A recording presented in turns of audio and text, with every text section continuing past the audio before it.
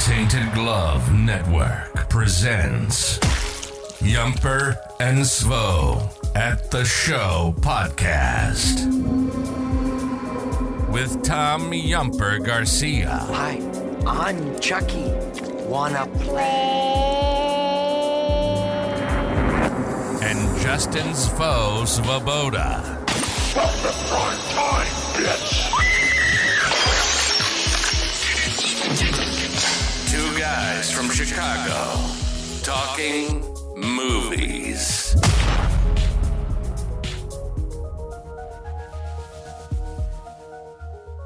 Welcome everyone to episode 17 of Yumper and Svo at the Show, presented to you by the Tainted Glove Network.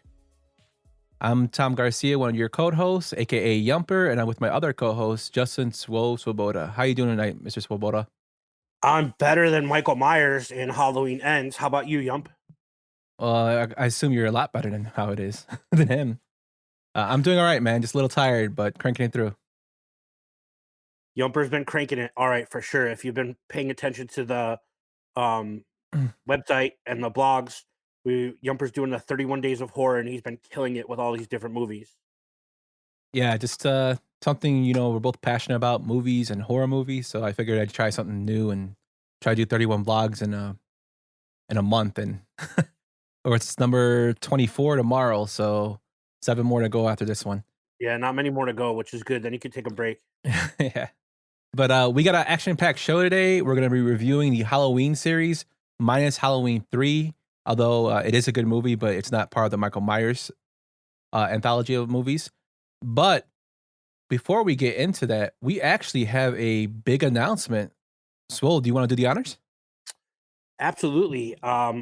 We want to introduce and welcome to the Tainted Glove family, Brian, aka Magnificent Stand, who will be joining us with a podcast of his own, and writing for the Tainted Glove and contributing. And he will be recording here soon his first introductory podcast called It's Drafty in Here. Is that what it was called? It's getting drafty in here. Yes, It's getting drafty in here. Brian, do you want to talk about the premise of your podcast? And your inspiration for it? I wanted to do something a little unique, something a little different that you don't really see too often. So one of the things that I like to do with my friends back in the day was to just draft random things, random movies, find a topic and then just go over it with your buddies. Obviously, when I did it back in the day, a lot of drinking was involved, but it always created a lot of conflict, created a lot of conversation, some hot button issues. And it was just a fun way to have a conversation. And to be honest with you, I've been wanting to do a podcast for many, many, many years, and I just never really got off my butt to do it. I was always kind of overwhelmed with the technical end of it, and Yumper's helping me a lot. And you guys, I can't tell you how much I appreciate you guys bringing me on and helping me along the way. And we're gonna have some fun. Yeah. Now the draft aspect of it, will it be different topics every week? Yeah. Because it's gonna be kind of gonna be like hodgepodge, right? Like it's not gonna always. Yeah. Be... Like I'll give you example is the first one we're gonna do is gonna be Chicago sports goats. So I'm gonna have people on. Well, I'm gonna have you guys on. And we're gonna draft who we perceive to be the Chicago sports goats. I assume first couple picks are gonna be pretty obvious, and after that, then that's when the wheels start coming off, and some debates will start to happen. And then the random variety of them. I was gonna try to before Thanksgiving, I was gonna do like a Thanksgiving food draft, and it's gonna be all over the place. There's gonna be some music. There's gonna be. I'm trying not to step on your toes and do movies too often. Stay in your lane, bro. Lots of sports. I'll probably have some people on to do some wrestling ones. My goal is to try to just broaden it and get a lot of people into it, not just a specific genre of people. I like that. Now, this is your first podcast, right? Are you? Yeah. Is there any? Right now is the first time I've ever been on a podcast or done a podcast. So yes, this is wow. Yeah. Yumper and Svo popping cherries over here. Yep, diving in, man. I'm gonna give it a go and go from there. Well, that's Well, awesome. We're very, very excited to have you on. Yump, do Awesome. you have any questions or anything like that? no, I don't. Actually, Brian, really happy to have you on. Looking forward to working with you. Um, really glad you decided to come on with us at the Tainted Glove Network. Um, Absolutely. Brian actually will be having a blog drop tomorrow because we're Tomorrow morning. recording on a Sunday. So tomorrow at 9 a.m., there's gonna be a blog dropping about his show. Be sure to check that out. Brian, why don't you give everybody your socials where to follow you at? Sure. My Twitter is at Magnificent Stan, and then my Instagram, very long, annoying Instagram. I should probably just make an Instagram specifically for the podcast, but it's TheSchMaranz. So that's got to change though. Yeah, and his profile's already up on the Tainted Glove right now. Once Brian gets his show rolling, we'll have a page for him where you'll find everything like you do for Yumper and Soul and the Tainted Glove Mothership. Again, Brian, thank you so much for joining, man. We're really looking forward to working with you. My And pleasure. Love you guys, and looking forward to getting it going. yep, and best of luck with everything, my man. Later, brother. Thanks, Brian. Man, Tainted Glove and network making moves. Yeah, expanding. We don't just bring anybody in too, so it was something that we had to, like, all four of us had to be like fully in sync on. So it's a big deal to have Brian come on. It's pretty cool. Yeah, and Brian's very passionate about what he wants to do. So just check him out and give it a listen. He's ready to come up with some topics. He talked with us about it. So looking forward to see how his show goes. But with that, well, let's get into this week you got, unfortunately, the HIV, the COVID that is.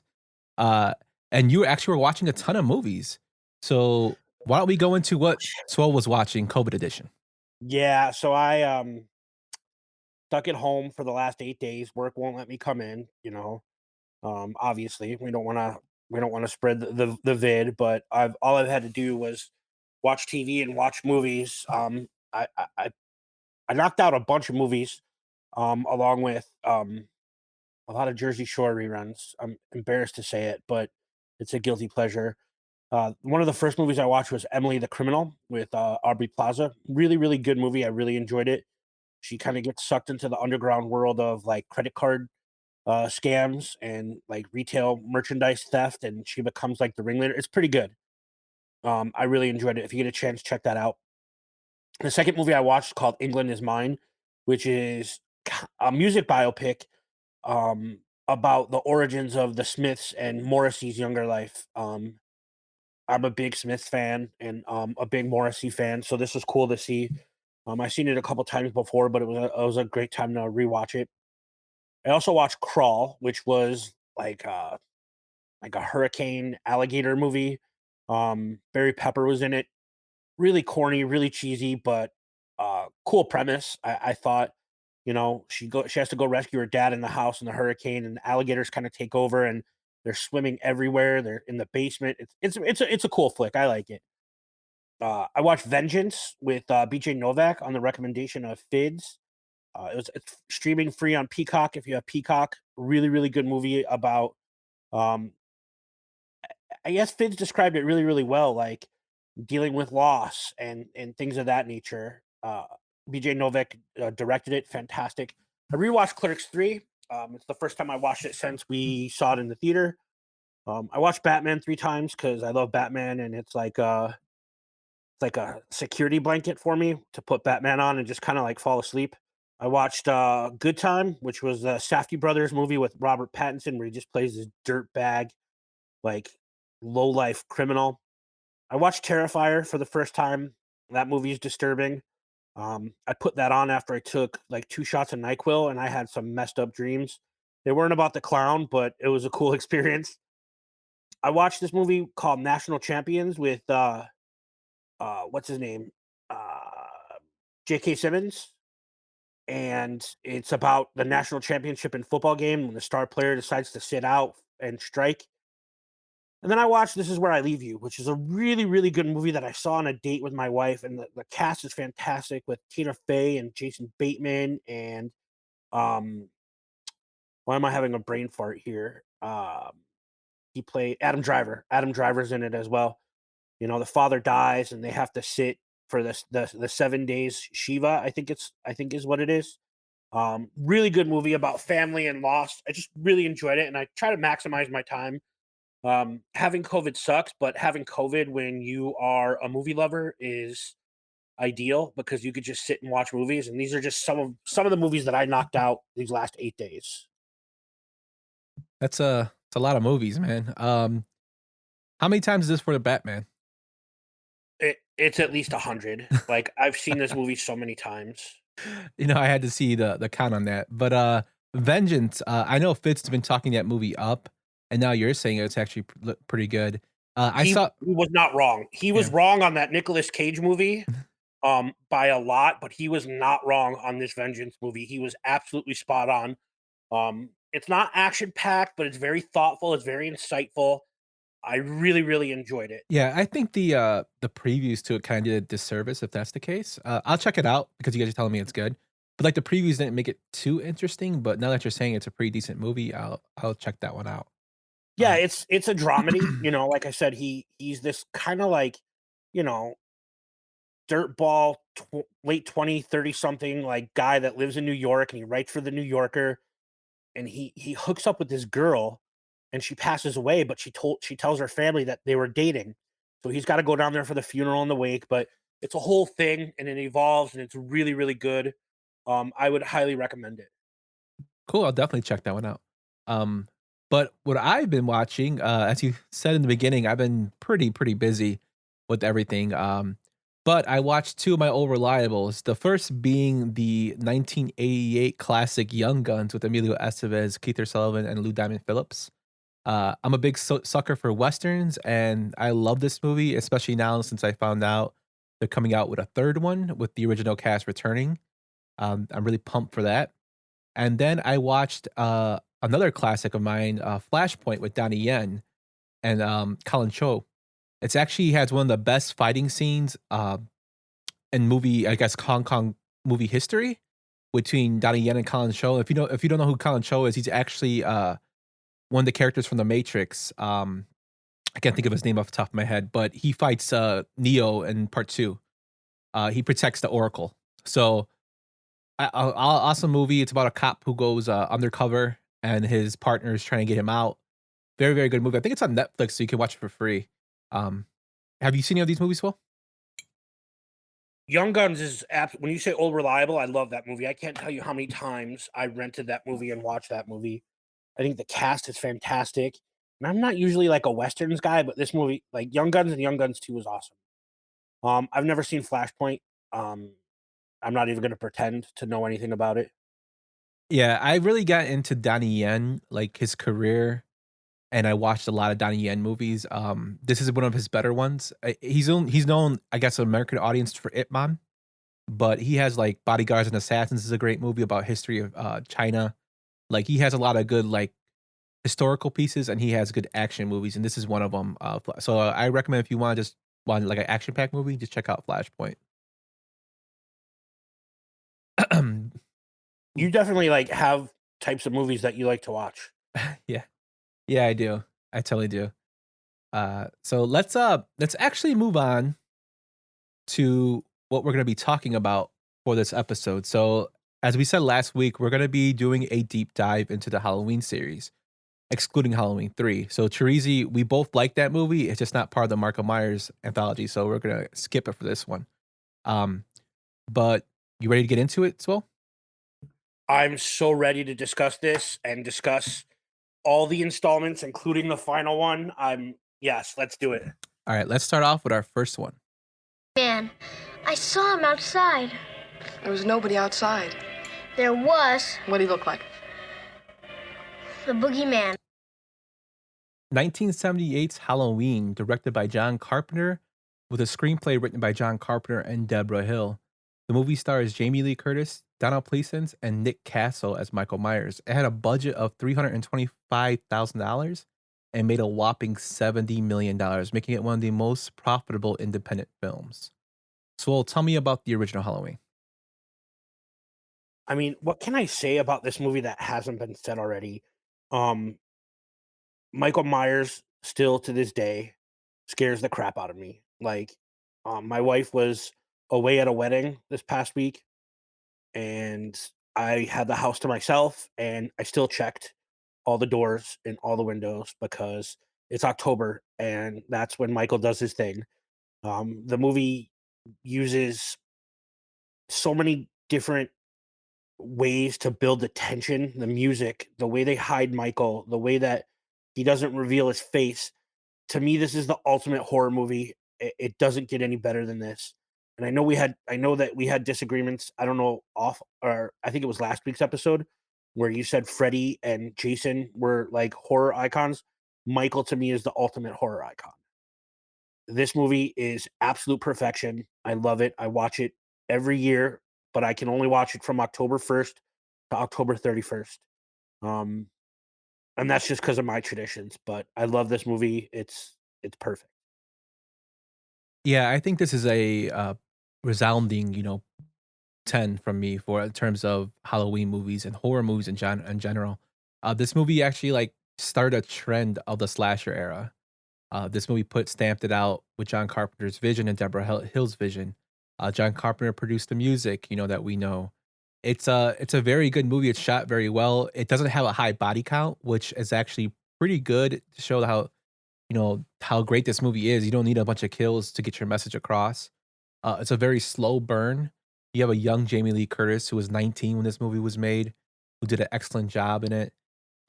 Nick Castle, who plays Michael Myers, does an excellent job in it. Donna Pleasence, who's Dr. Loomis, did an excellent job. And it's kind of funny that when I was doing research for the show, I found that John Carpenter actually offered the role of Dr. Loomis to Peter Cushing first, and he turned it down due to salary.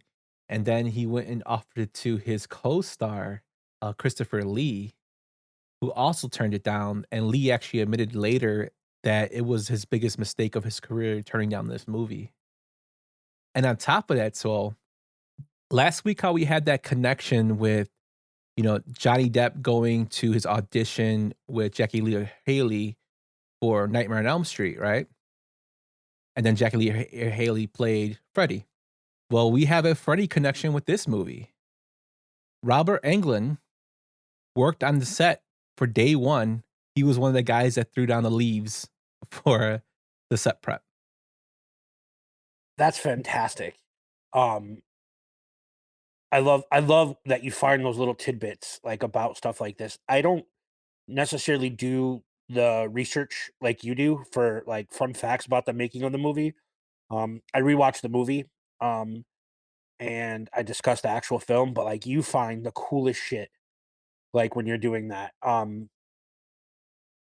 Yeah, I just think that this movie set the standard of what a movie should be. The body count isn't high, like you said, and it's not super gory like some other slasher movies become. But to me, like the music is great, and the way that they hide Michael in the shadows is perfect. And I think I know you said it was a $325,000 budget and made 70 million. I think until the Blair Witch Project came out, it was the highest grossing horror movie of all time. Yeah, an independent film. And I think after Blair Witch, Paranormal Activity blew that one out of the water. So I think Which is that was my another I yeah. think I know people have their opinions about those movies, but I think Paranormal Activity is another movie that I absolutely love. Yeah, I really liked the first one. The first two. Um, Yeah, but yeah, like you said, this movie, the way it opens, the opening is, done perfectly with the candle and the pumpkin they say that if you look at it a certain way, you can actually see Michael holding a knife. And that was actually carved out by the guy who directed Halloween 3, Season of the Witch, Tommy Lee Wallace, who worked on this movie, which I thought was pretty cool. interesting. I'll have to go back and rewatch and look for him in the pumpkin. I've never heard that before. Yeah, I guess when it goes to the side and it shows the side of the pumpkin, it looks like his face with a knife. So, um, but yeah, this movie is perfect. I love it. It's awesome. There's not just so much more you could say about it, but we don't want to make this a 4-hour podcast. So let's let's move on to our Fun next one. fun fact before we move on, when I was in high school, my friends and I were nerds, and my buddy was obsessed with this movie. It's his favorite movie, his favorite series. He had a mannequin with Michael's jumpsuit on and a mask that he would put up in his room and have it decorated year round, right? Some real weird shit. When we were in high school, he had surround sound system throughout his house. He used to dress up as Michael and turn all the lights off and play the soundtrack, and he would hide in the house, and we would have to like walk in, and he would scare us. And it became so popular that like girls started to like come over and like, hey, can we come over and play the game with you? Like it was like a legit thing. Um, so kind of cool. Just a stupid memory from my childhood, but the movie inspired it. So let's move on. I'm sorry, No, no, that's totally fine. No, that's what we do for personal experiences. But let's move on to our next one. Call the police. Tell the sheriff I shot him. Who? Tell him he's still on the loose. Is this some kind of joke? I've been trick or treated to death tonight. You don't know what death is. Halloween 2, released in 1981, directed by Rick Rosenthal, who also directed another movie in the series, Halloween Resurrection.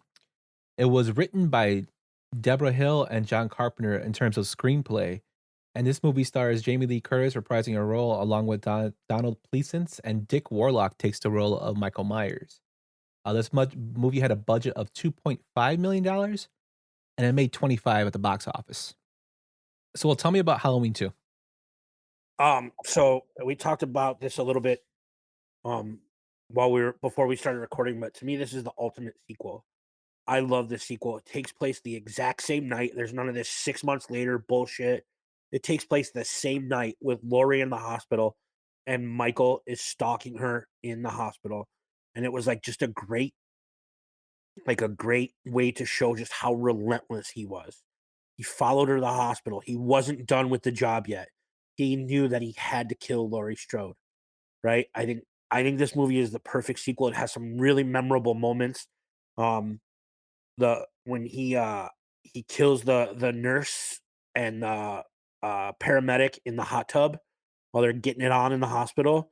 Like he turns up the heat in the hot tub and like boils them essentially. Another scene that stuck out with me was the little kid biting into the taffy apple and the razor blade in his mouth. Like those scenes stuck with me, and they still do. To me, this is what a sequel should look like, and I love it. Like if we're going on a scale of 10, like this is an 8.5, 9 scale, only because it's not the original. Yes, the razor blade made me laugh because I had just watched the 108 from the 108 podcast. Shout out to them. And they did a Halloween draft where they mention the stuff they're tired about hearing for Halloween. And it's the razor blades and candy and, taffy apples. And that scene made me crack up because there's never been a reported case of that ever throughout the US. But it had it in the movie, which cracked me up. But I love this movie. I like this sequel. When doing research, I found that John Carpenter didn't want to do it. Him and Deborah Hill, they wrote the script for it. But He hates it. Yeah, he said that he didn't like it. They actually were drunk when they came up with the idea of it. The fact that Laurie is Michael's sister was just something they came up with. And he actually did a re-edit of it because he wanted to add more gore and blood to the movie, while Rick Rosenthal wanted it to be more traditional to the original, which is why a lot of the shooting is actually the same. If you look at the original and this one, it's a lot of first-person perspective, walking and whatnot, which I think is beautifully done and pays a lot of homage to the original. But like Carpenter just didn't know what to do in terms of the last one blowing up to success. He was kind of scared that would people go see this one without the blood and gore and nudity in this one, which to me was pretty crazy that he did that. But Rosenthal got his chance to direct his own version of it, but they both didn't like it in terms of Deborah Hill and John Carpenter. It's a good follow-up. I think it's better than some of the sequels going forward. I would say this is the second best sequel in the series, if we count them as sequels. But I think this is like a good movie to go. But 1 and 2 are like the epitome of the Halloween series, in my opinion. I think it's very good, and I really like this one. But let's move on to our next one.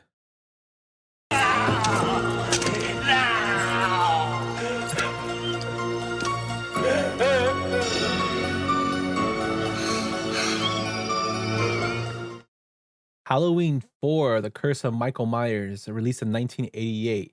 It was directed by Dwight Little, who also directed Brandon Lee's Rapid Fire. He directed Murder at 1600, Anacondas 2, and Deep Blue. This movie stars Donald Pleasence, Danielle Harris, and Ellie Cornell.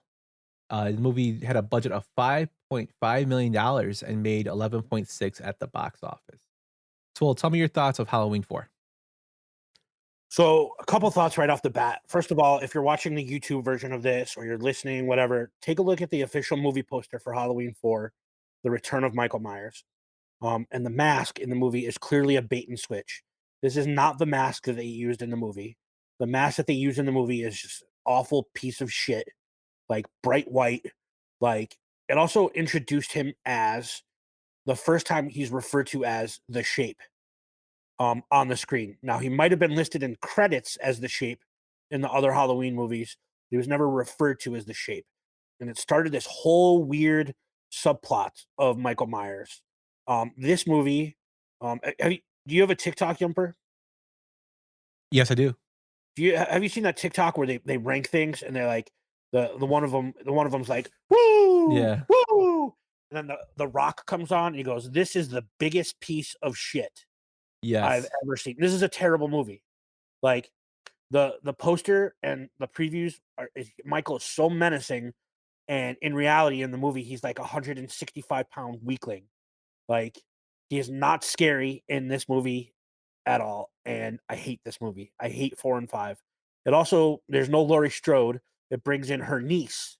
So this is where the Halloween mythology takes like a weird, like the family tree branches off into like two different things. I hate this movie. How about you? I didn't enjoy it. It's actually her daughter. Danielle Harris is her daughter. Yeah. And this movie to me, it was so after Halloween 3 was made by Carpenter and Hill, and the Halloween series wanted to be an anthology of Halloween movies. When John Carpenter and Deborah Hill Like decided, Trick or Treat. yes, when they decided to do this movie, the first Halloween, they thought it would end there, and then they would go on to another movie that had to do with the Halloween series, which is what like Halloween 3 was. Well, when Halloween blew up, they made Halloween 2, and they killed Michael Myers in Halloween 2. He burned to death. If you haven't seen it, spoilers, but the movie's like 40 years old, so I'm sorry. But him and Dr. Loomis both die in the hospital, and this kind of like shies away from that ending, and somehow Michael's alive. And it's, to me, it's very, very badly done. I think the saving grace to any part of this movie is Danielle Harris's acting as a kid actor. I think she does a great job. But yeah, the mask is horrible in this movie. There's actually a part in the movie where he has a pink face and white hair, and they didn't edit that part out. It's when he grabs Dr. Loomis in the school. When I saw that, I was like, what the fuck is this? Like, what are they doing? It's just horrible editing. It's total cash grab. And this is like the result of people crying for more Michael Myers movies. And we got this. And John Carpenter was not happy about this. He's been very vocal about his, views on the Halloween movies, going after his original two. But yeah, I totally didn't like it. So Danielle Harris, who plays Jamie in these movies, has a podcast. If you ever get a chance to check it out, it's called Talk Scary to Me with Scout Taylor Compton, who will show up later on in this podcast. But their latest episode was a recap of going to the Halloween Ends premiere. So there's some tea in there. I'm not going to spoil it for anybody, but that's a really good podcast. I think that she was awesome as Jamie in this movie. And she was awesome later on down the road in something else that we're going to talk about. Yeah, she was like I said, she was the best part. I love Donald Pleasance, but I think the Dr. Loomis character is kind of starting to get played out with this movie. And like, as we go forward, I think they just didn't give him enough material to, develop that character anymore. But yeah, I don't know. Let's move on to the next one. Its strongest, you have to fight it in the place where it's strongest, where it all began. If you want to get rid of this rage, Michael, go home. Go home! Halloween 5, The Revenge of Michael Myers, released in 1989. This movie was directed by Dominique Othenian Gerard, who did Red Shoe Diaries, a couple episodes of that, and he directed The Omen 4. Again, this movie stars Donald Pleasence, Danielle Harris, and Ellie Cornell. Had a budget of 5.5 million and made 11.5 million dollars. This movie's actually the lowest money making movie in the Halloween series, believe it or not. Swole, tell me about The Revenge. Just another giant, massive piece of shit. It's awful. Once again, the mask and the poster are deceiving. It's not the same mask. It's even worse in this movie. Then you bring in that weird subplot with the Curse of the Thorn, and it's really bad. Like, it's not good. I think this is the one where the chase scene through the school, that was a cool scene. She's dressed up like a clown, which is very reminiscent of Michael's Halloween costume from part 1, but he's chasing her through the elementary school. And that was a really good scene. I can't remember if that was 4 or 5, but that was a good scene. That was for this one's the one where she's mute and Oh, that's right. they She chase her doesn't through the speak. house. Yeah. But then, like, yeah. But on the poster, it's like even the poster is corny. It Well, says Michael lives, and this time they're ready. Like, it's just pure, like, I think this came out in what, 89? 1989, yes. So they pumped this one out directly a year after the return of Michael Myers. Yeah, doing research on this movie, there was no fully written script before they started working on it. So the part with the cult, You could tell. yeah, the part with the cult was just added in. They left a lot of loose ends for people going forward to tie them up. Donald Pleasence was not happy about this movie because if you watch the previous one, it ends with Jamie killing her foster mom. So basically, she's taking the role of like Jason 5, Right. Friday Night. But they never expounded on that either. And then in this one, they made it seem like she was stabbed because Michael controls her telepathically. Weird. And did they like look into each other's eyes? yeah, don't get me started on that because but yeah, it's just the mask again is weird. It's the total another cash grab. You know, John Carpenter again was outspoken against this one, saying he wasn't very happy about it. Donald Pleasence didn't like this movie. I think Danielle Harris even came out and said she didn't like this movie at all. You know, they try to get, I guess, a little bit of like some context to why Michael is the way he is. One of the parts I really hate about this movie is that at the end when he gets arrested and put in the jail, they have him in his fucking cell with his mask on. Like, Yeah. if like I know this is a movie and we're supposed to suspend belief, but what fucking police station's gonna leave you on with your fucking Halloween mask on? That's pretty bad. And Also, I think this movie made a crap ton of movie and video rentals. yes, and also they kind of like clickbait your ass with the picture. Like she doesn't wear that costume in this movie, which is probably why you thought it was the blur. But they just used the stock footage from the last movie to put in this one, which makes no sense. It's terrible. Yeah, it's a horrible movie, and after this is where like the descent of the series is going, like 4, 5, and the next one we're gonna get into. Let's get into the next turd. This force, this thing that lived inside of him came from a source too violent, too deadly for you to imagine. It grew inside him, contaminating his soul. It was pure evil. Halloween 6, The Curse of Michael Myers, released in 1995. This movie was directed by Joe Chappelle, who actually went on to direct Phantoms. And Ben Affleck was badass in Phantoms. He was the bomb in Phantoms, yo. Starring Donald Pleasence, Paul Rudd making his theatrical debut, Marianne Hagen, and Mitch Ryan. This movie had a budget of $5 million and made $15 million at the box office, which I don't understand how the fuck it made that. But Swell, tell me about The Curse. Well, it got $10 from me at the box office because I remember going to Sony Theaters in Streamwood to see this. I think Paul Rudd is the only redeeming quality of this movie.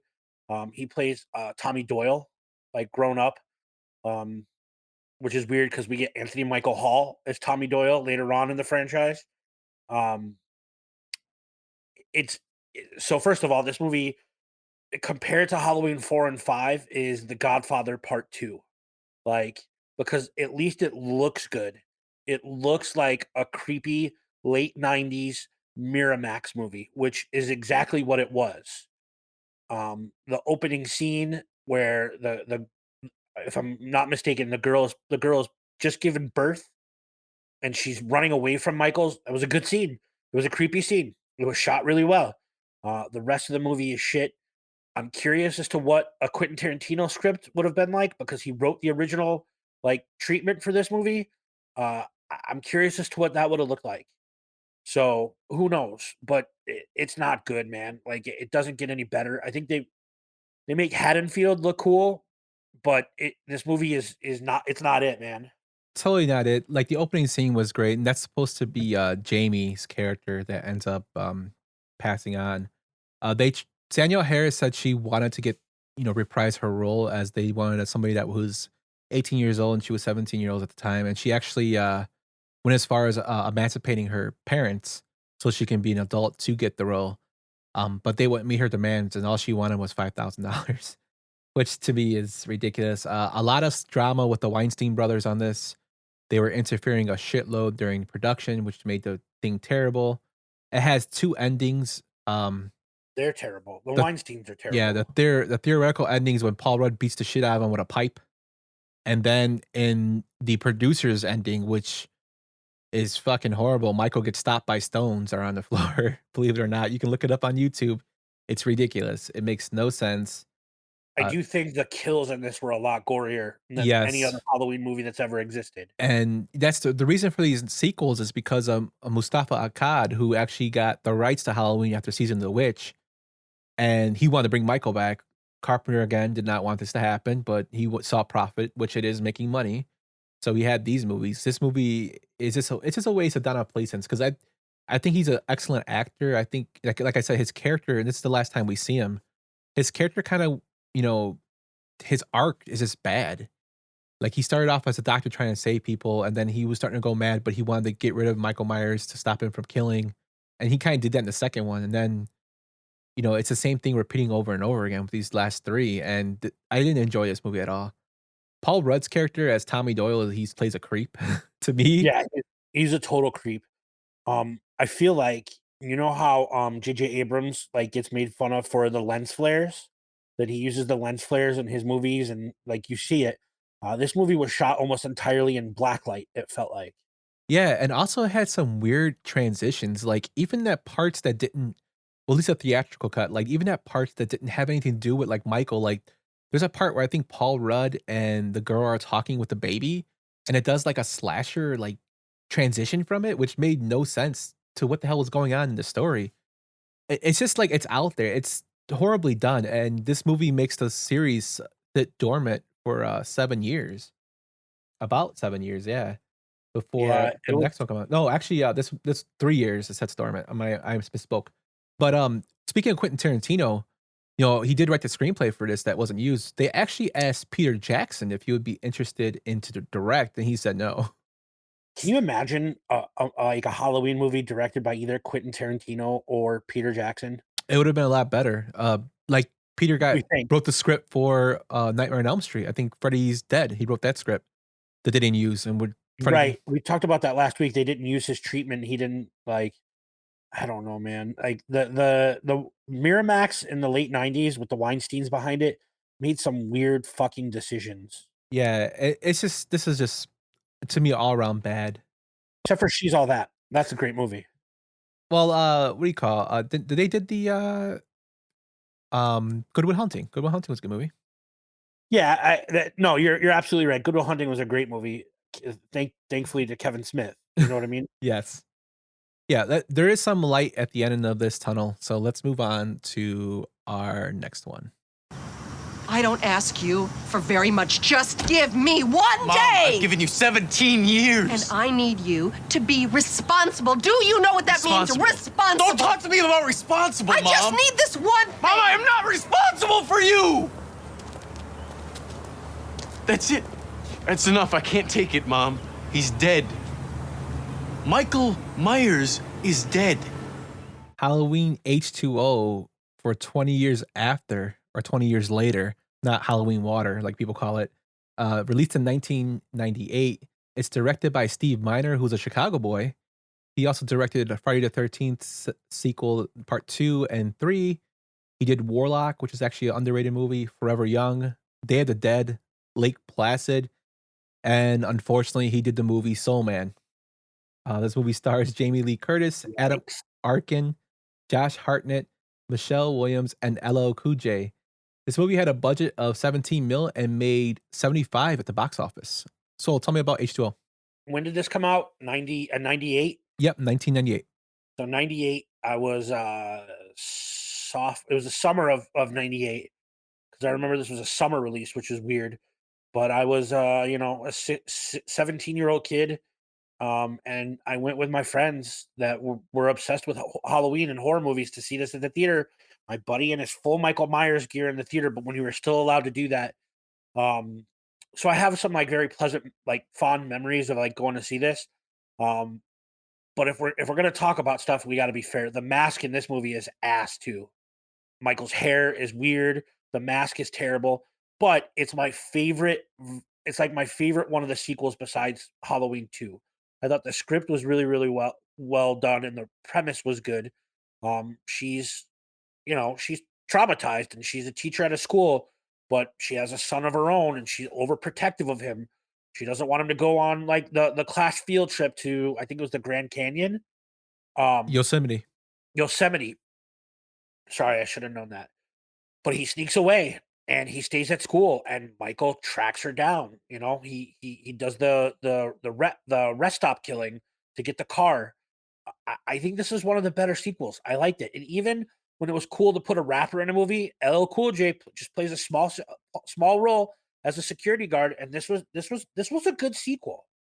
I actually like this movie. I thought it was nicely done. The reason I think it was a good sequel was it had uncredited rewrites by Kevin Williamson, who did the Scream series. Kevin Williamson knows how to write horror movies.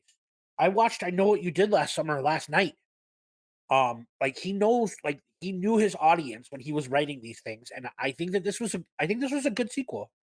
Totally was. I think it was nicely done. I did find it interesting that John Carpenter actually was approached to direct this movie, and he was actually interested in doing it, but the studio did not want to meet his demands.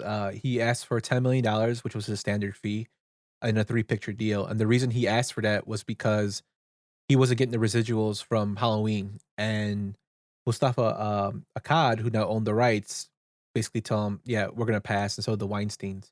So I would kind of like to see how it was directed if John Carpenter came back, which would have been cool because he would have had Jamie Lee Curtis and him from the original. Did this come out before or after Ghost of Mars? Because it couldn't have been any worse than Ghost of Mars. Oh, do not hate Ghost of Mars. It's a great movie. It came out before Ghost of Mars. But yeah, it wasn't a bad movie. I liked it. I liked the premise of the movie. I like Josh Hartnett plays a good role in this movie as her son.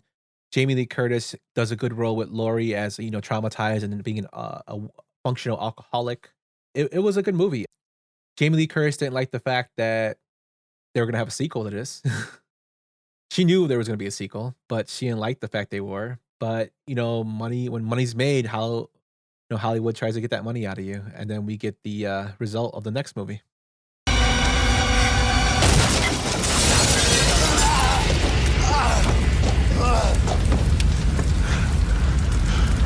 Trick or treat, motherfucker. Halloween Resurrection, released in 2002, directed by Rick Rosenthal, who actually directed Halloween 2 in 1981.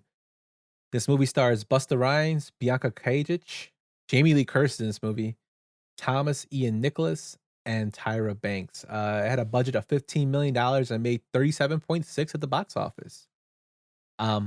First off, like I said, Jamie Lee Curtis did not like that there was a sequel to H2O.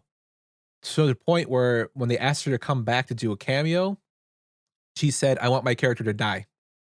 Just to make sure Laurie Strode is not in any more Halloween movies is how much she hated this movie. John Carpenter hated this movie. He came out again and spoke about it.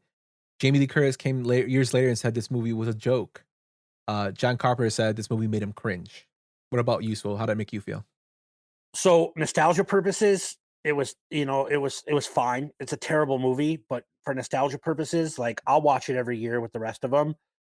There's a scene at the beginning of the movie where there's Michael's in or Lori's in a mental institution, and one of her like not roommates, but like someone in the same like floor or whatever is obsessed with serial killers, and he can spout off all these facts about serial killers, and he goes through this like spiel, like Jeffrey Dahmer, Ted Bundy, right? And he can tell you all these facts.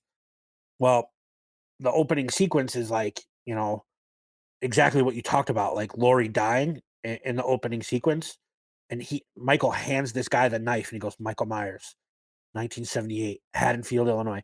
That was a cool scene.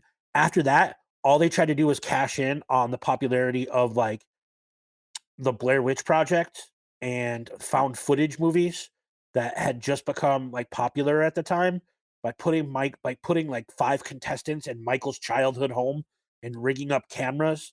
And you could watch it through a stream, and it was just fucking crap.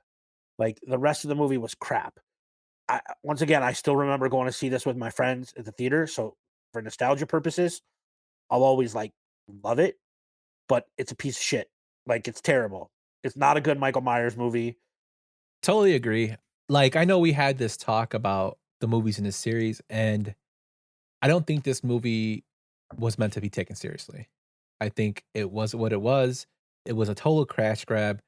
Fucking Busta Rhymes fights with karate or kung fu with Michael Myers at the end. Once again, it was popular to put rappers in movies Yes. for a small period. Yeah, I mean, even H2O was guilty of that with LL, but it's not. This movie is cringeworthy. I'm not gonna say it isn't, but It totally is. But there are some parts that are kind of that part with the Busta Rhymes, even though it's bad, it's so bad it's good. The opening with Jamie Lee Curtis, it was kind of when I first saw it, it was kind of like, wow, they really killed off Laurie Strode. And now I know why, because she didn't want to be in any of the movies. Well, and it wasn't even so bad except for how they did it. Michael switched masks with the paramedic, like at the end of H2O when like she chops his head off, and Laurie actually didn't chop Michael's head off. She chopped the paramedic's head off. Like, come on, man. That's almost as bad as like, and then he woke up and it was all a dream. Yes. But, it's funny you mentioned the ending of the previous one because we got this one. But the original ending to this movie was that Michael was going to go to a morgue, wake up, and kill people in the morgue. And Josh Hartnett's character was supposed to come back and eventually go and try to hunt him down for killing Laurie Strode. Continuing that. But when Mustafa Akkad died, Can you imagine Josh Hartnett coming back and like walking around like the town in California where the private school is with a pitchfork yelling "Evil dies tonight"? No, there's only one person I can imagine doing that, and we're gonna get to him in a little bit. But Josh Hartnett does. I think Josh Hartnett's a pretty underrated actor in terms of the different roles he can play. He was in 30 Days 40 Days, 40 Nights. 40 Days, 40 Nights. He also did 30 Days of Night, I think it's called. I actually did the movie. The vampire movie? Yeah. He did a great role in there. Yeah. He's not the greatest actor. He did Hollywood Homicide with Harrison Ford, which wasn't a great movie, but he's not a horrible actor. Wasn't he in Pearl Harbor too? Yes, he was in Pearl Harbor, yeah. That movie was awful. I'm sorry. Just thinking about it made me laugh. This movie, like I said, this movie wasn't supposed to be taken seriously. It was a cash grab, and it made money. Yeah, it made money. But it got a reboot, so let's go on to that one. These eyes do not see what you and I see. Behind these eyes, one finds only blackness, the absence of light. These are the eyes of a psychopath. 2008's Halloween remake, directed by Rob Zombie, who also did the Firefly series, also 1,000 Corpses, Devil's Rejects, and 3 from Hell. He did Lords of Salem, and he actually released the 2022 Monsters. This movie stars Malcolm McDowell, Brad Dourif, Dan Farich, William Forsythe, Taylor Maine, who's Michael and the tallest Michael, 6'8", and Sherry Moon Zombie. It had a budget of $15 million and made $80 at the box office. So tell me what you think of this interpretation of Halloween. So, for the longest time, I hated this version of Halloween. And then I went back and watched it for what it was, right? I stopped trying to compare it to the original. and just tried to like appreciate it as its own movie. And it's not that bad. It's not that great, but it's not that bad. I think Malcolm McDowell, who obviously is known for Clockwork Orange, was a great um, like replacement for Donald Pleasance as Dr. Loomis. I think he did a really good job, and like they kind of made him out to not just be, this guy that everybody loves and was universally loved. He was a creep, right? He cashed in on this stuff, and he wrote a book, and he tried to fix what he screwed up. Um, I think Scout Taylor Compton was really really great as Lori. You bring back Danielle Harris as Annie, right? She played Annie, right? Yep. She was really, that was cool, right? That was a nice little like, hey, let's bring her back and give her some closure. Obviously, the kid that played Michael when he was a child was that same little asshole French kid from Hancock, that movie with Will Smith. Yeah, that So, like, dying I party. hated him right off the bat, but like it almost made you empathize with Michael Myers because of how he was brought up and his stepfather. Like, I don't know if empathize is the right word, but maybe sympathize. I don't know, but like his stepdad is played by shit. What's his name? William Forsythe. William Forsythe. Yeah, like, and he's a creep. Like, he is a creep in this remake. Yeah, and William Forsythe's actually a really good actor. He's a fantastic actor. I love him. Another actor that doesn't get enough love. Excellent, a Brooklyn actor too. But like, he's a creep as the stepdad in this movie. Yep, and Sherry Moon Zombie actually does a good role as his mom, who unfortunately takes her life in it. And Rob Zombie's got his own aesthetic, right? Like, he put a lot of like 70s rock in this movie, and like the aesthetic itself, I really, really dug. But people thought of it too much and compared it too much to the original, and that's why it gets the hate that it does. It's not great, it's not perfect, but it's not as bad as everybody made it out to be. I totally agree. First off, before even judging the movie, you have to understand who Rob Zombie is. Rob Zombie is a huge fan of horror movies, and I don't think he did a horrible interpretation in this aspect. I mean, his name of his fucking first band was White Zombie due to a Bela Lugosi movie that he watched that was from the 40s, the 30s. I remember like his MTV Cribs, like all the horror, like all the Herman Munster stuff and horror movie stuff in his house. Like, if you want to talk about dudes that love horror movies, Rob Zombie is the epitome Yeah, of that. I saw that episode. I think he owned like every horror movie that was on DVD at the time. That he could get that was distributed. He could get, which I think is crazy. So knowing that, I didn't really have an issue with this interpretation. The only problem I had was really when Michael escapes the psychiatric. The part where the guys bring the girl in there to have sex. Well, Michael, that made no fucking sense to me. It just, I know Rob Zombie goes for the shocking stuff, and that part just didn't make any sense to me. I think you're mad because he killed Danny Trejo.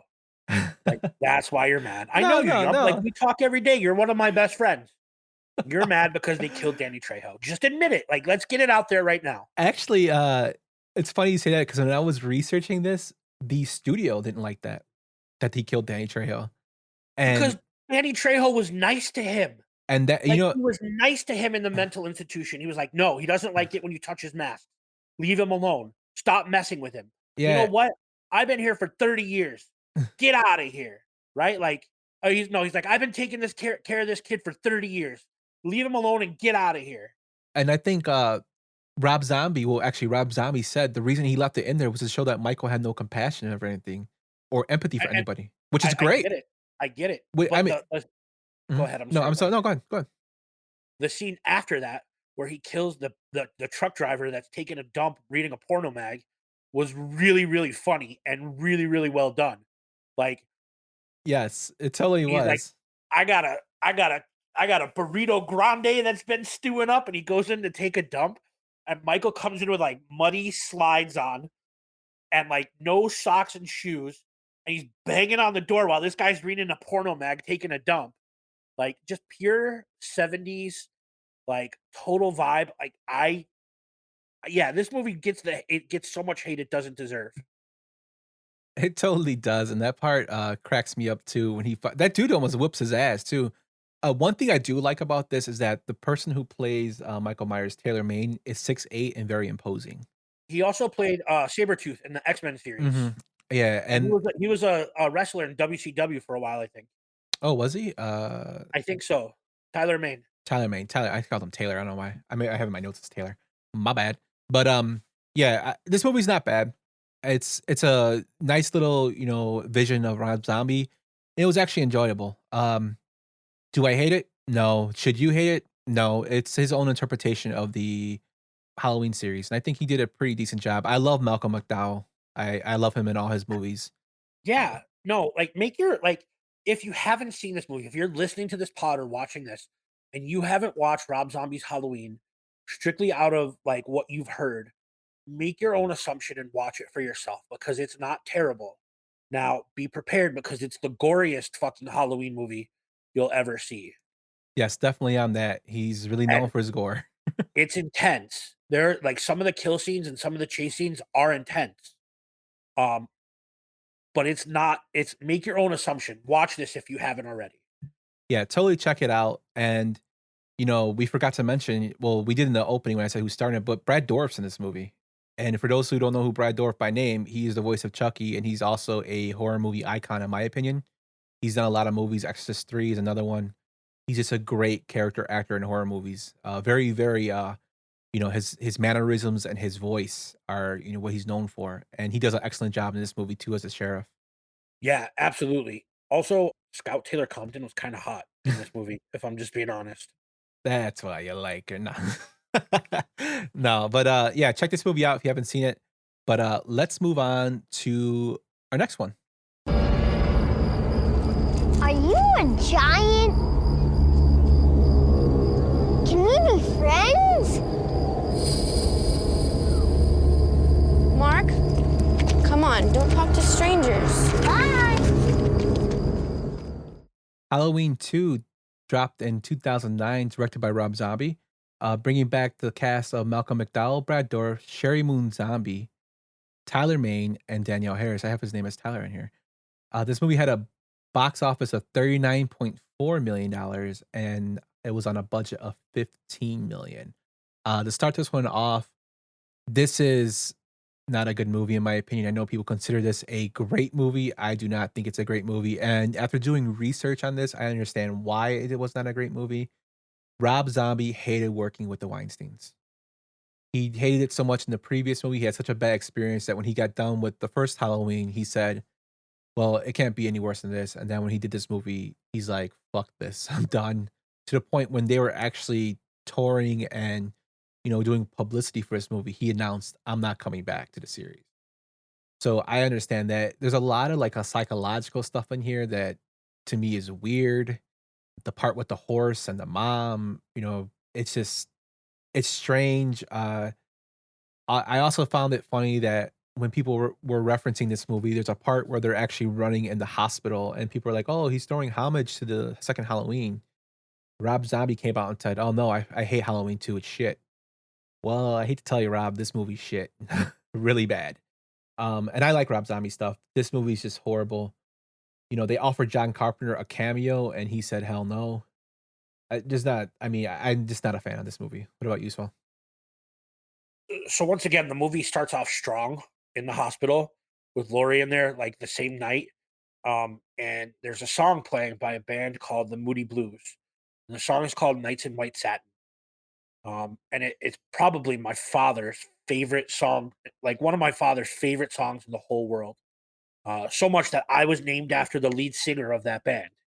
And I thought the movie started off really strong, but then it goes into this weird fucking cosmic connection and the white horse and Michael's mother, and it was bizarre, and it sucks. This movie sucks, Yump.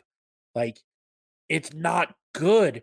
Like, and I know you talked about how like Rob Zombie's like, I'm not coming back. There were rumors of him doing Halloween 3D because that was right at the time that 3D movies like were taking off. Stuff was coming out in the theaters in 3D, and 3D technology had evolved, and they were going to do a Halloween 3D. And I thought to myself, like, how badass would that be? Like Halloween in 3D. And then I saw this. I'm like, this movie fucking blows. I don't want to see another movie from Rob Zombie if this is what he's going to do. Yeah, totally agree. And great that you brought that up because that's what the Weinsteins had planned. But when this movie received the backlash it did, they decided to shelve it. And speaking of Nights in White Satin, for the movie Stealth, Glenn Hughes actually did a cover of that song with Frusciante and Chad Smith on drums, which is actually a pretty decent version. Interesting. I will have to check that out because, like I said, the lead singer of the Moody Blues is Justin Hayward. I am Justin. I hate. Oh God, I can't believe you got. I'm Justin Edward. I hate my middle name. But I was named after the lead singer of the Moody Blues. You know, we forgot to mention, but I forget which movie it is exactly, but they do give Michael's full name. His middle name is Audrey. Michael Audrey Myers. It's one of the I'm guessing Drake. it's Halloween 4. Michael's Drake. Yeah. Yeah. So it's but yeah, this movie wasn't that great. The only aspect I did like was that Rob Zombie said he based Sam Lewis's character, well, Sam Lewis, the character of Sam Lewis that Malcolm McDowell plays after Dr. Phil, which shows Dr. Phil's Which makes scumbag. perfect sense because he's like I said in the previous movie, he's a scumbag. Like he was just trying to make a buck, which is exactly what Dr. Phil tries to do. Yeah, this movie is not that great. And, you know, the Halloween series sat dormant for 9 years. And we got our next one coming up. Little fun fact about this remake though. Shit, what was I gonna say? I forgot what I was gonna say. Well, Danielle Harris is in this movie again. And this is her 4th time in the Halloween series, and she actually dies in this one. I'm sorry. Oh, no, I remember what I was gonna say. I'm sorry, Ump. Like we talked about on the Kevin Smith episode, this is a Weinstein movie. So the rights to this movie were not available to buy digitally for a long time. And all of a sudden, randomly last month, it popped up where you could buy it on iTunes and Vudu and Movies Anywhere. So the rights to this movie must have resorted back to another company that the Weinsteins don't have control over. And now you can buy this movie digitally where you couldn't before. Because it bothered me because just like Dogma, I own all the Halloween movies digitally except for this one. And it bothered me that my set was incomplete. So now it's available to purchase. I don't know why you would, unless you're a weirdo like me, but now you can purchase it. I was actually going to say I'm not going to buy it, but thank you for telling us. And I love that part that you added. Now, I don't know why you would. Like, I wouldn't buy this movie. I've seen it twice. Once but when it first came out, and once just to watch it again. Even when I watched it the second time, I was like, this movie's horrible. Oh, same. And I'll probably never watch it again unless I'm like, oh, you know what? I should just rewatch through all of them. But you've seen my movie collection. If it's part of like a saga or a franchise, then I got to have the complete one. Like even those god awful Star Wars sequels, Rise of the Skywalker, like I own them because it's part of something. So No, totally get it. I mean, like we're movie buffs. That's the things we do, you know. But let's move on to the next one. I believe there's a lot to learn from the horrors you experienced. There's nothing to learn. There are no new insights or discoveries. So is he real? Who? The boogeyman. I read you quoted. You don't believe in the boogeyman? I believe in Michael Myers, a deranged serial killer, but the boogeyman, no. Well, you should. Halloween 2018, directed by David Gordon Green, who also directed The Pineapple Express, Stronger, and The Sitter. This movie stars Jamie Lee Curtis coming back as Laurie Strode, Judy Greer, Will Patton, and Andy Matichik. I had a budget of $15 million and made a whopping $255.6 million at the box office. As of today, it's the most profitable Halloween movie in the series. For this one, so this movie, like when I first saw it, I thought it was okay. And then when I rewatched it, I found like a better admiration for this movie. I think this is probably my second favorite movie in the series. I love the way it's shot. I love the character of how Laurie is made as she's completely distraught. They made her an alcoholic. She's the whole night that traumatized her relationship with her kids. I love that aspect of the movie. It does have some corny parts, yes, but I think he did it beautifully done. So, in this movie as a rendition of it. What do you think? So I'm kind of right there with you. Like the complaints that I have about this movie are really small, and I'll get into them. But like I think you're right. First of all, the movie looks absolutely gorgeous. The lighting in some of the scenes in this movie, absolutely fantastic. Um, you use Michael like there's. I've said this before, but the scene with the motion lights in the backyard to me is one of the best scenes in any horror movie that I've ever seen. Um, because motion lights weren't around like when the original Halloween was being made, right? And they used the motion lights in a really creepy way, and I really, really like it. Um, I love Will Patton. I always love movies that he's in, so I love like bringing him in here as a character. And I'm not disagreeing with you that this is a fantastic sequel and one of the best. What I don't like is that it disregards anything else that was done before it. Halloween 2 is no longer canon in because of this movie, right? And it's not the biggest deal, but I love Halloween 2. Despite how Rob Zombie feels and despite how Rick Rosenthal feels, like I love Halloween 2 and this kind of just disregards it. What I do love is that because they disregard it, um Laurie and Michael are no longer brother and sister. And they discuss that in this movie. Like they bring it up in this movie like, "Oh, that was just a story. That's not true." Yeah, and I think it takes a lot of unnecessary shots at Halloween too, which I don't get because going forward, David Gordon Green can't really talk shit no more. That's just my opinion. I think Whatever do you mean, Yum? we're gonna get to it. But I did find it kind of cool that Jake Gyllenhaal actually convinced Jamie Lee Curtis to come back to reprise her role. He's like, she calls him her honorary godson. They're very close. And when they heard this movie was being made after the Weinstein Company came out with the 3D aspect that got shelved, thank God, David Gordon Green decided he wanted to do this, and they were actually trying to feel her out a little bit. And when she got the script for it, he told her to go, try it out. And she came back and she actually liked this movie. She does a good adaptation. She liked H2O as well, but she kind of felt like, this is living up to the original. That's a quote from her. I Yeah, like, and I don't disagree at all. One thing that bothers me, and it's so stupid, but so Lori is this traumatized alcoholic mother and grandma, right? In this series, but her granddaughter Allison, right, is her name in the series. She refers to her throughout the whole movie as grandmother, like not grandma, not gram. Like, did you call grandmother about coming to my graduation dinner? And it's so weird. It's such a weird piece of dialogue to say the whole word grandmother. maybe she's British.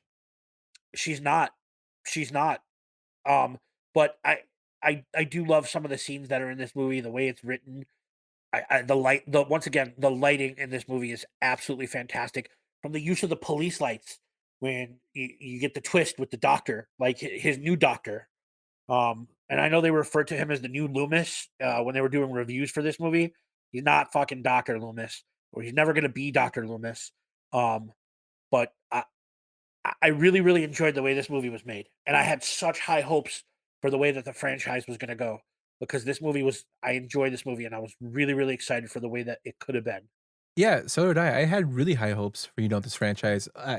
Even though Michael Myers, he lives in this movie with the burning down the house, like it was still like it got me kind of pumped to see what was going to happen next. Yeah, because Laurie was just a badass. I'm Mhm. like, what's going to happen next? And then we got take it away, Yum. Yeah, so we got this movie. The boogeyman is at large. He's got no choice but to emerge. He is an apex predator. When he surfaces, there will be no pause. There will be no empathy. This ends when Michael is dead. Michael Myers will be executed tonight, and it will not go without witness. We need all of you. Evil dies tonight. Evil dies tonight. Halloween Kills, released in 2021, directed by David Gordon Green. Again, starring Jamie Lee Curtis, Will Patton, Anita Chuck, Judy Greer, and Anthony Michael Hall. This movie had a budget of $20 million and a box office of $131.6 million. Swole, you like to give me shit about this movie. Tell me about Halloween Kills. So, first of all, I think the movie starts off excellent, right? Just like the next movie in the series, it starts off fucking excellent. It's a flashback to that night in 1978 right? The original Halloween, it's a flashback, and Will Patton is a young cop, right? And I love the opening to this movie, and I get what they were trying to do with Evil Dies Tonight, especially with the political climate of America and the mob mentality. Like, I get it. It was just so fucking dumb. Like, it was dumb, Yump.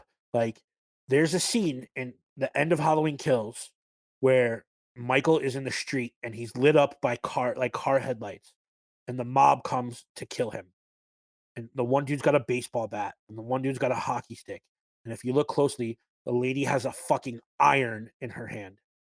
There is a scene where she has an iron at the beating of Michael Myers. Now, the iron's not plugged in. Not that it matters if it was plugged in, what it would do, but she's got an iron to beat Michael Myers to death with, right? And as they're beating him, he just gets stronger, right? Like, at first he winces in pain and he keels over, but then he just gets stronger. And he shows up and he kills her daughter at the end credits. Like, what the fuck happened? Where did we go wrong with this movie? I wanted to love this movie so bad. I went to the theater the night it came out, just like I did with all the other ones, and it sucked. I give you shit all the time because I don't think it's as bad as you make it out to be, but it sucks. It's totally bad. Now, is this the worst in the series? Hell no. But just watching this movie back, and I'm not gonna lie, I went in with an open mind because the next movie we are gonna talk about really pissed me off. I'm like, well, maybe this wasn't as bad, and it's bad. There's just certain plot holes that I didn't like. Even like reading about it, Will Patton thought he was dead. He fucking got stabbed by the doctor in the last movie. He thought he was dead, and his character was dead, but somehow he comes back to life in this. Okay, I do like the aspect that they have Will Patton's character as a person who arrested Michael. That's excellent. The way it opened up was great. But going on from that, it's a fucking turd going lower. I understand what they were doing with the mob mentality. And actually, in Halloween 2, which Gordon Green likes to shit on, they actually had that aspect a little bit in there. There's parts where they're driving around the city and Dr. Loomis is saying they're pissed off because he's killing people, which is totally fine. I understand what you're going for there. The part where the mob scenes is where it got me. The first part with the fucking firefighters is what got me, because this guy is killing firefighters one-on-one. They're coming at him one-on-one when that's not realistic in terms of, and I know it's a movie, but you're seeing your other firefighters get killed. You're going one-on-one against him. The same thing with the mob. You circle him and then you go in one-on-one while he's killing the shit out of people. With an iron. Yes, just go in there and fucking jump on him like there's 30 of you. And then the ending, when he kills Judy Greer's character, the fucking police are outside. They're not outside. They're in the bottom first floor. How did they not hear her screaming as he's stabbing her? That's the part that makes no sense. It's not me just nitpicking. It's just like common sense. Like I know you have to suspend disbelief for some of this shit, but there's some stuff where it's just gotta make sense.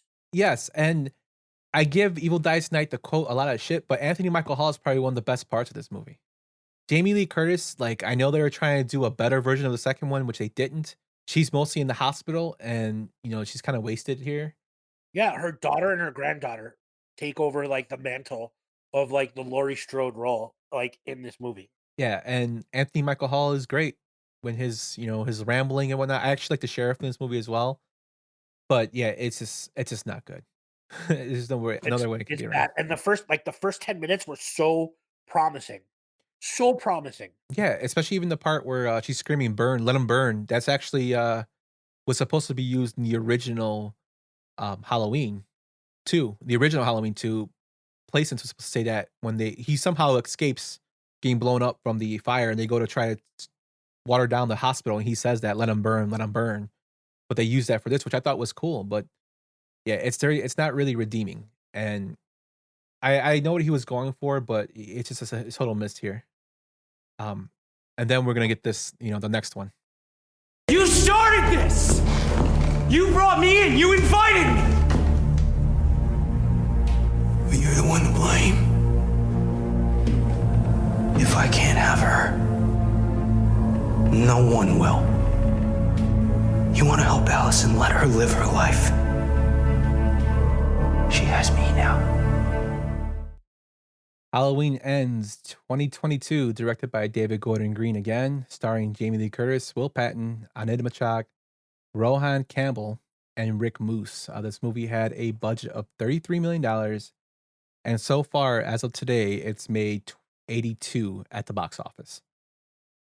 So, get to it. First of all, Yumper, one of my best friends in the whole world.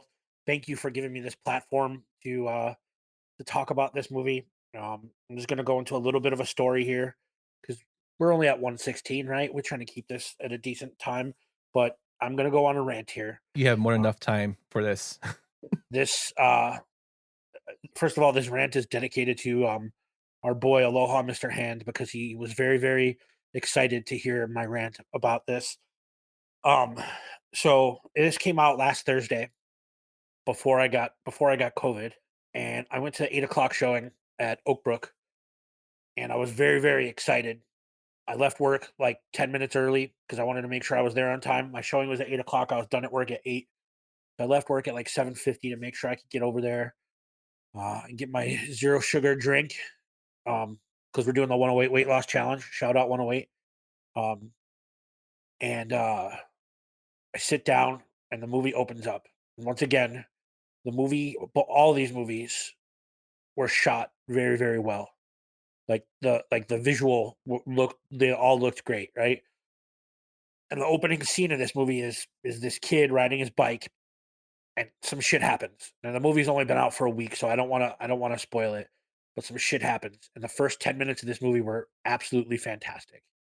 I'm very, very excited. I'm like, holy shit! I text the Tainted Glove group. I'm really, really excited for you guys to see the first 10 minutes of this film. And then I sat there and I'm watching the movie, and about 45 minutes in, I'm like, this is the biggest piece of shit I have ever seen. This movie was horrible. I sat in a seat where no one else could see me, so I decided to watch the Bears play the Commanders on my phone during this game. And I said this on our first episode in my final closing thought. Don't be that asshole on your phone during a movie. But this movie was so bad that I had to watch the Bears game during it. Michael Myers is hardly in this movie. His screen time is like 10 minutes and like 57 seconds. And I know a lot of people went back to the 1978 original Halloween, and Michael was only on screen for a total of like 9 minutes and 57 seconds. Don't you ever fucking compare this movie to the 1978 Halloween, because this movie is the biggest piece of shit horror movie I've ever seen. Michael's hardly in it, and they introduced this new character. What was his name? Corey. And Laurie, who we've known from the first two movies in this trilogy as like this grizzled, like traumatized warrior, is baking a fucking pumpkin pie to celebrate Halloween with her granddaughter because she has just decided to live her life. No therapy, no nothing. She just decided that she's done living in Michael Myers' shadow. The Shape. The greatest fucking serial killer in horror movie history. She decided that she's no longer traumatized by it, and she's baking a fucking pumpkin pie and decorating for Halloween so her granddaughter, Allison, can take a fucking pie with her to work. She's trying to help her figure out what costume to wear. Meanwhile, this new character is introduced that he has some traumatic shit happen to him, and he's like this town like pariah, right? Everybody hates him in the town, and he's getting fucking bullied by the band geeks. They didn't pick the fucking football team. They didn't pick the jocks. They picked fucking band geeks to bully this kid. Now, this kid's obviously out of high school, and he was supposed to be going to college, and he's going to let fucking 17-year-old band geeks bully him? So Lori decides she's going to set up her granddaughter with this kid that's getting bullied by fucking band geeks. I got to say it one more time, Yumper. Band geeks. That aspect of the movie was fucking stupid. So I'm going to start this off by saying this. I don't consider myself a movie snob. I pretty much go into movies open-minded. If I don't like it, you can like what you like. But after watching this movie twice and seeing people come out and tell me this movie is a cult classic, this movie is so great, this movie is the second best in the series, if not better than the original. What the fuck are you smoking? Like, there are parts of this movie that make no sense. If the story feels completely rushed, it opened up pretty fine. The beginning of it was I was wanting to see how he was going to tie it together. There's just so many parts in this movie that make no fucking sense. The part where the home that Corey goes to, where he sleeps on the floor, has a spot there from something that happened that's still there 5 years after the incident, which makes no sense. Why the fuck wasn't that cleaned up? That part didn't make sense to me. Michael Myers apparently is telepathic now. I mean, well, they kind of established that earlier, but apparently he can look into your eyes and tell you what kind of person you are. He fucking gazed into his eyes like fucking Frodo and Samwise in that Lord of the Rings scene. He gazed into his eyes and he could fucking see his past. And it was the dumbest shit I've ever seen. That part was horrible. Jamie Lee Curtis is, like you said, her character is completely normal now, even though she had no therapy. Allison is now a horn dog and just basically falls in love with somebody who's fucking weird. Like, dude comes to her house and with blood on him, and they go upstairs and they have sex. Like, the whole. I mean, we've all been there, but like, I mean, I guess, but the only good thing about this movie is Nick Castle's in it, and anybody who knows who Nick Castle is, he was the original Michael Myers. His cameo was pretty awesome. His cameo is great. He does the breathing for all the three movie. He does Michael Myers' breathing, and all they do he does his breathing for his sound, which I think is awesome that they brought the original actor back. Also, Michael lives in the fucking Teenage Mutant Ninja Turtles cave in the sewer. Michael lives in the fucking sewer in the Ninja Turtles lair. I'm gonna get to that in a second, but the character that is played, I can't think of his name off the top of my head. Pete. He's Rick Moose's character, who is Corey's stepdad. Is my favorite character because 1, he's really nice, and 2, he was watching fucking Hard Target with Jean-Claude Van Damme with headphones on, and that when I saw that, I got very excited. I'm like, this is my kind of dude, and then something happened. But yeah, that was the fact that Michael lives in a fucking sewer. The fact that he lets Corey live, like, it makes no sense. The part I'm gonna spoil a little bit. There's a part where Corey and Michael fight for Michael's mask. He lets him take it. And Michael lets him take it, and then he lays on the floor and sits up like the fucking Undertaker in a WWF match. This movie's horrible. I don't care what anybody says. It's horribly done. David Gordon Green, I don't know what he was trying to go for with story. Maybe he tried to establish like a Friday the 13th new killer in here, which he did horribly. The story, again, feels rushed. I think Jamie Lee Curtis was totally wasting this movie. Will Patton, I understand what they were doing with him. He's got a new look on life because he lived, which is fine. But everything else about this movie is just bad. It was not enjoyable. So please stop with saying this movie is the greatest of the franchise, because it isn't. It's not even the second greatest. This movie's a piece of shit. I would rather watch The Curse of Michael Myers again than watch this again. And that movie was bad. The problem with this movie is it tries to take it seriously. What would you rather watch? A Beautiful Mind or Halloween Ends? A Beautiful Mind. Because that's how bad this movie is. Yeah, it's just not enjoyable. And the thing is, A Beautiful Mind at least got some Oscar, recognition for it. This movie tries to take itself too seriously, and it isn't that good. And going forward, David Gordon Green is doing a remake of The Exorcist, and now I'm kind of worried about how that's going to turn out. I'm scared shitless that it's going to be like this. And I'm sorry. It's just like this movie's just bad. And I know people are saying, "Oh, it wasn't that bad." Like that's fine. You can like it, but don't tell me if you take it as a slasher, okay. But if you tell me this is a great ending to, the last two in the series, it's not. The only good thing is Jamie Lee Curtis has said she's not coming back at all. She has that in writing. But even the son of Mustafa Akkad, he produced this movie. And they tell him, so is this it? And he joked and said, oh, well, my dad always said make 22. If they make another Halloween movie, I'm probably not going to see it. Because if it's shit like this, I don't need to see anything else like that. I'll have, I can't say that I won't, because, I watch this. But, I'm going to have to see a really good trailer, for me to be like, okay, cool. This was that bad. I absolutely despise this movie. I despise how it ends. The two things that, if I got to say something positive about it, are the first 10 minutes when the tragedy happens. And I thought that Corey's scarecrow mask was creepy. Well, it was homage to the first one, which right? is fine. I mean, they do scenes where homages are in here, but there are rumors out there that the original ending of this movie was supposed to be there was a silver shamrock logo on Michael's mask, and that's why he did what he did, because of the mask, and then that would have paid homage to Halloween 3 Season of the Witch, which would have been a cooler ending than this. Definitely. I would have welcomed that because of all the shit Halloween 3 this is another thing too. Halloween 3 gets a lot of shit, but Halloween 3 is 10 times better than this movie. It actually has an original story. Absolutely. This movie is horrible. If Like- that movie would have just been called Season of the Witch instead of Halloween 3 Season of the Witch or Silver Shamrock, like that movie wouldn't get the shit that it gets now. But because Michael's not in it and it was called the Halloween movie, people think it's a shitty movie, and it's not a shitty movie at all. No, it's just it's what Carpenter wanted this series to be, and technically, Michael Myers is in Halloween 3 Season of the Witch. He's on the TV at the bar in a commercial. that the one dude is drinking at. Yeah, they played the original Halloween trailer. All I can say is for these movies going forward, the only thing that gives me peace is that John Carpenter came out and said, the only good thing I like about new Halloween movies being made is that I get a new check in the mail.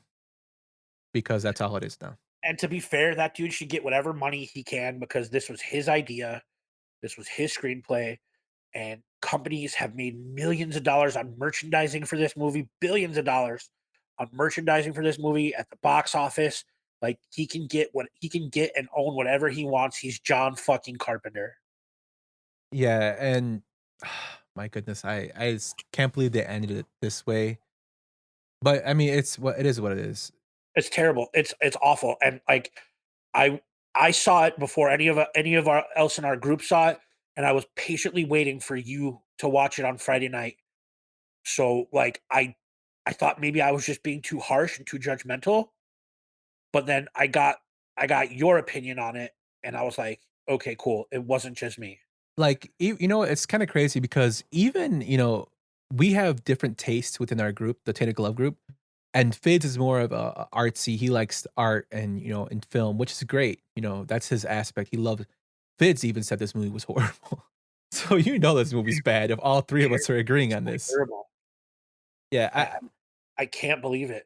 I can't stress anymore on it. Like, it is what it is, but it's a complete piece of shit. I give it a 0, as my my grandmother would say, for any movie that she didn't like. A 0. It's what I give, a 0. I'm gonna give it a -4. It was bad. Me and my wife watched it, and even she was like, "This movie is fucking horrible." When she was in the middle of it, I don't know. I don't know what he was trying to do. So I can't believe you watched it twice. Yeah, I watched it again to see, if it was as bad as I thought, because maybe I was too harsh on it, and I should have been harsher on it. David Gordon Green, you got a lot of work ahead of you, man. And if The Exorcist is, The Exorcist was nominated for Oscars. If you ruin that, I don't know. I think this, this movie made money, and there's probably gonna be another sequel, which I don't know how they're gonna do a sequel after this. This trilogy's done. It won't be a sequel. It'll be a reboot. It'll be a total new telling of But how it. many times are you gonna reboot the same story? Like, it's been rebooted three times. We say that, but like, how many different versions of Batman are there? Not that I'm complaining. Yeah, but every if version it makes money, they'll do it. Every version is kind of a different. Like, in Burton's version, Bruce Wayne is Batman already. In even in Schumacher, he's already Batman. When we go to Christopher Nolan, that's where the origin story tells of how he became Batman, which is great. And then even in the newer one with Patterson, he's been Batman. So it's those movies actually, they don't start with the same retelling. They're just different aspects of when Batman's life, or different times in Batman's life and the character's life. I don't disagree with you, but if like, I don't want to say the proof is in the pudding, because the pudding here fucking sucks, and I don't want any part of it. But like, if like numbers don't lie, if a movie makes money, they're gonna make another one. The character sells, people will go see it. He's recognizable, and people love him. Just like, I know we talked about this last week or 2 weeks ago on our last episode. Like, Freddy Krueger movies, like if they did another one, people would go see it. The backlash would be terrible. And I've heard rumors now that Robert Englund and Heather Langenkamp want to get together for one more go at it. Like, Yeah, I heard rumors about that too. the character makes money. And they'll do it. They'll figure out a way. Like, we thought it would be done after the Rob Zombie debacle in Halloween 2 or H2. Like, they'll find a way to reboot this and retell the story, and it'll be done, and people will watch it. And Like, that's why, like, when you say, I think Michael started off so strong. Like, the story of Halloween, like, as a character, as an icon. He's an icon. But his story, like, his character has been treated so poorly. Like, even Pinhead, Doug Bradley's character has gotten better treatment than the Michael Myers character. I don't disagree with you at all. Like, I don't disagree with you at all on that. But there's something about that mask. There's something about that music that, like, even, like, I don't know if you ever heard Trent Reznor and Atticus Ross's, like, version of some of the scores that they released. I think it was like 3 years ago or 4 years ago. But the music and the mask are iconic, and people will pay money to go see it, especially if it's violent and it's loud. Like, I knew this movie was gonna suck. I didn't think it was gonna suck as bad as it did when I paid my money to go see it last week, but it sucks. Yeah, and to put a bow on this review, I guess we can best, say it in the words of our good friend of the show, Richard Roper, Halloween ends, and we can only hope it really does. Yes. Which will bring us eventually. This will bring me into my final thought. But let's go to what's next first. Yes. So before we get to Swole's final thought with that beautiful picture, going into coming soon, what we're going to be doing this time is we're going to switch it up a little bit. We're going to go to one of the best dialogue writers in movie history, in my opinion, Quentin Tarantino movies. I started my rewatch of his movies last night with Inglourious Bastards, and I did Pulp Fiction while I was sick as well. So I'm revisiting his catalog now, and good Lord, we're gonna have some good conversation because that dude can make a movie, man. Definitely. Tarantino, I think Tarantino is held on a pedestal in certain aspects, but he's well worth a lot of his, he deserves it. A lot of his movies are very good. His dialogue is what he's known for. His style of shooting is very good. He's a good storyteller. And it's going to be a fun episode with that one. So I'm looking forward to that in our next episode. Before Swole gets to his final thought, I just want to say, thanks for listening for all of us. Welcome to Magnificent Stan, to coming to the Tainted Glove Network. We're happy to have him. Thank you, everybody who's been watching the 31 Days of Horror. It's a lot of work, but it's been a lot of fun. Hopefully, you watch some of the movies I've been putting out. I got some of the more known movies coming out this week and up until Halloween, so I'll be releasing those. And pretty much thanks again. With that, Swole, let's hear your final thought. So a couple things. One, I want to reiterate, welcome to Brian, Magnificent Stan, for joining the Tainted Glove family. We're a small, tight-knit group. So for us to invite him in is a big deal to us. We know what kind of person he is. Also, I want to thank Yumper for making those 31 Days of Halloween movies or horror movies. You've been killing it. You put one of mine in there, which was another Kevin Williamson movie, The Faculty. I think he wrote and directed that. I think that was his directorial debut. Robert Rodriguez.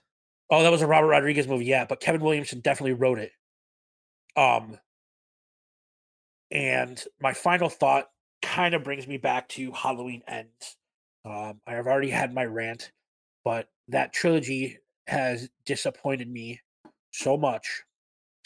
And I am going to officially retire Evil Dies Tonight Easter eggs brought into every episode of Yumper and Svo. So that is my gift to Yumper. I will be retiring the Evil Dies Tonight Easter egg because it was awful. And I was so disappointed in it. And I love Michael. Yeah, that's my final thought. So no more Evil Dies Tonight, but thank you for watching or listening. However you support us, follow us on our YouTube channel, The Tainted Glove. Follow us on Twitter. Interact with us on Twitter. We're bringing back the Twitter question next week. I know it's been a couple episodes since we've had it, but we brought it back for next week. We always try to share your thoughts in our PowerPoint. So until we see you in 2 weeks, have a good Halloween, everybody. We love you. Deuces.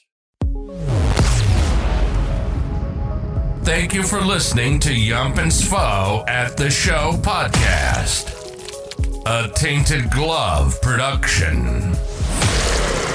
See you in your dreams. Oh, come back anytime. Bring your friends.